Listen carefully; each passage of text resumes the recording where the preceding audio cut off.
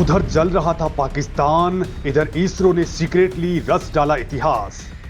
इसरो ने बना डाला सेमी क्रायोजेनिक इंजन, दुनिया में मच गई खलबली। 15 घंटे के अंदर 2000 केएन थ्रस्ट वाले इंजन ने दिखा दिए असली जलवे।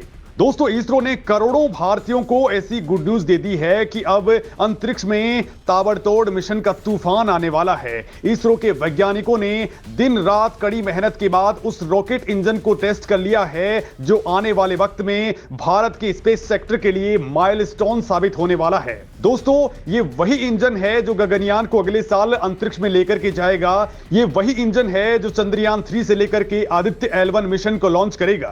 दोस्तों, इसरो ने इंजन टेस्ट को लेकर के ये बड़ी गुड न्यूज तब दी है जब हमारा पड़ोसी पाकिस्तान खुद की लगाई आग में झुलस रहा है। वो पाकिस्तान जिसकी स्पेस एजेंसी एक वक्त में इसरो से बहुत आगे निकल चुकी थी। इसरो बना भी नहीं था तब पाकिस्तान की सुपार को स्पेस में रॉकेट लॉन्च कर चुकी थी।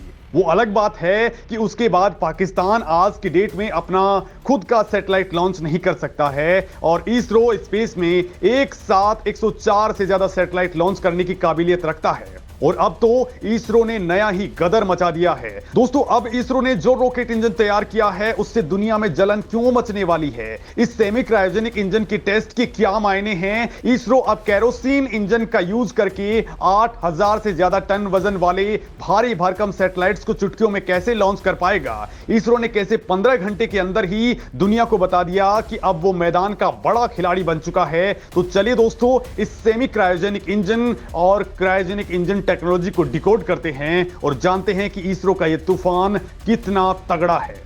दोस्तों, सबसे पहले तो इस इंजन के ताजा अपडेट से आपको रूबरू करवा देता हूं। तो दोस्तों, अभी भारत की स्पेस एजेंसी ने रीयूजेबल लॉन्च व्हीकल की सफलतापूर्वक उड़ान और लैंडिंग के साथ ही स्पेस में सिंगापुर के सैटेलाइट्स को लॉन्च करवा करके दुनिया में अपना डंका बजवाया ही था कि उसके बाद उस रॉकेट पर भी बड़ी गुड न्यूज दे दी, जिसके लिए इसरो की टीम साल 2008 से जी तोड़ मेहनत कर रही थी। इसरो ने जो खबर सुनाई है वो करोड़ों भारतीयों को अब बाग बाग करने वाली है, क्योंकि सबसे भारी भरकम रॉकेट LVM-3 बनाने के बाद इसरो ने ऐसा सेमी क्रायोजेनिक इंजन बना डाला है जिसमें फ्यूल के तौर पर केरोसिन का इस्तेमाल किया जाएगा। दोस्तों, ये बात जितनी सुनने में आसान सी लग रही है उतनी ही ये बहुत ही क्रिटिकल है। अब इसे आप ऐसे समझ सकते हैं, आज की डेट में क्रायोजेनिक इंजन्स रॉकेट्स के अंदर सबसे ज्यादा यूज हो रहे हैं और ये इतना ज्यादा क्रिटिकल होता है, इसे केवल अमेरिका, रूस, भारत, चीन और जापान ही बना पाए हैं। इसकी दोस्तों भारत ने साल 2014 में पहले लॉन्चिंग की थी और दोस्तों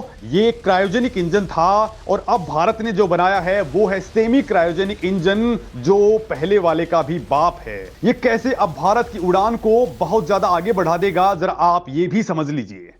दोस्तों, सेमी क्रायोजेनिक इंजन में फ्यूल के तौर पर रिफाइंड केरोसिन का इस्तेमाल किया जाता है जो इको फ्रेंडली माना जाता है। ये केरोसिन अभी यूज हो रहे लिक्विड फ्यूल यानी कि लिक्विड ऑक्सीजन और लिक्विड हाइड्रोजन के मिक्सचर से बहुत ज्यादा हल्का होता है।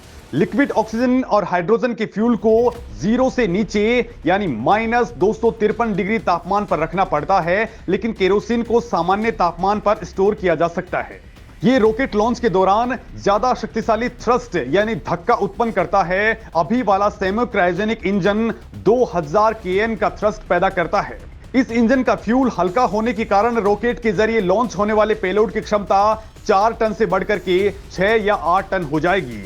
केरोसिन कम जगह घेरता है और इस वजह से इंजन में ज्यादा फ्यूल डाला जा सकता है, मतलब ज्यादा देर तक इंजन चल सकता है। केरोसिन से चलने वाले इंजन से लैस रॉकेट के जरिए ज्यादा वजनी सैटेलाइट्स स्पेस में लॉन्च किए जा सकते हैं। दोस्तों, इसरो अब जो चांद के लिए चंद्रयान 3, मंगल के लिए मंगलयान 2, सूरज के लिए आदित्य L1, शुक्र ग्रह के लिए शुक्रयान और अंतरिक्ष में सबसे बड़े मिशन यानी गगनयान के लिए जो रॉकेट लॉन्च करने वाला है उसमें यह सेमी क्रायोजेनिक इंजन वाला रॉकेट ही यूज होगा।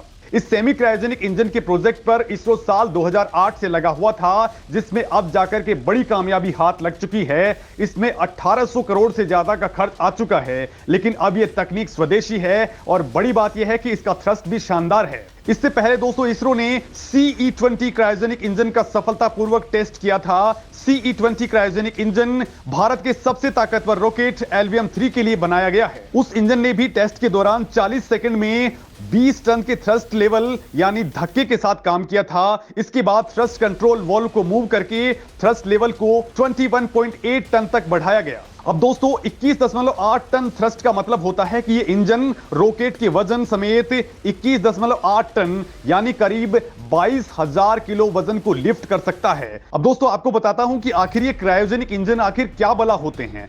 तो दोस्तों आमतौर पर सैटेलाइट लॉन्च करने तक रॉकेट इंजन 3 प्रमुख चरणों से गुजरता है। पहले स्टेज में इंजन में सॉलिड रॉकेट बूस्टर्स का इस्तेमाल होता है। इसमें इंजन में सॉलिड फ्यूल होते हैं। इस स्टेज के बाद जब सॉलिड फ्यूल जलकर के रॉकेट को आगे बढ़ाता है तो यह हिस्सा रॉकेट से अलग होकर के जमीन पर गिर जाता है। दूसरे स्टेज में लिक्विड फ्यूल इंजन का इस्तेमाल होता है। लिक्विड फ्यूल के जलने यानी दूसरी स्टेज पूरी होते ही यह हिस्सा भी रॉकेट से अलग हो जाता है। इसके बाद आती है तीसरी और आखिरी स्टेज यानी क्रायोजेनिक स्टेज, जो स्पेस में काम करती है। इसे क्रायोजेनिक स्टेज कहा जाता है।